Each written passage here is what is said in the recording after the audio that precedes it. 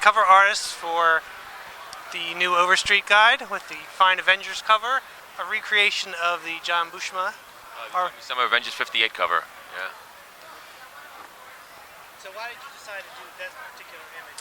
I'm a big John Buscema fan. He was the reason I decided to do comics for a living to begin with. I discovered his work when I was 8 or 9 years old, right with this issue actually.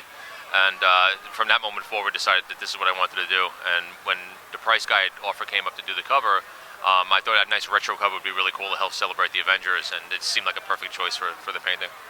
So you had to balance being faithful to the original and adding your own personality to that. Was that a challenge? Not so much with the guys who draw realistically. Buscema's the secret to painting John is to keep his silhouettes, because his figures are so very dramatic and very, very individual to himself. And if you paint within that and keep that context going, it kind of looks like him. I try to remain as faithful as possible to the source material when doing these, like as far as keeping the color the same and the proportions the same. So I don't like to alter them as much as other people do.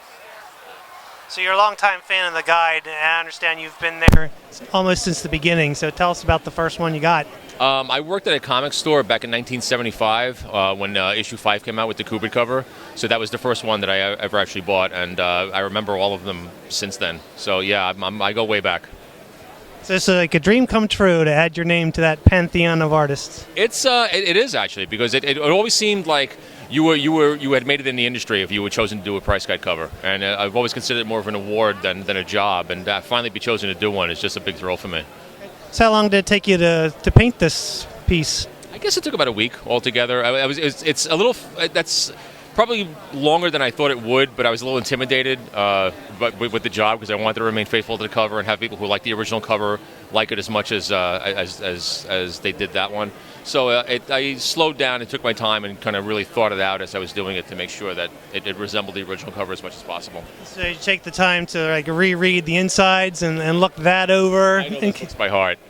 So you didn't even need to. No, I really didn't. I grew up on the Buscema Roy Thomas Avengers books, so I read them. I've had the full runs of them, since I was 8. So yeah, I know these books like the back of my hand. Oh, great. Thanks for talking to us. My pleasure. It's Mark Huseman from Scoop and Fandom Advisory Network.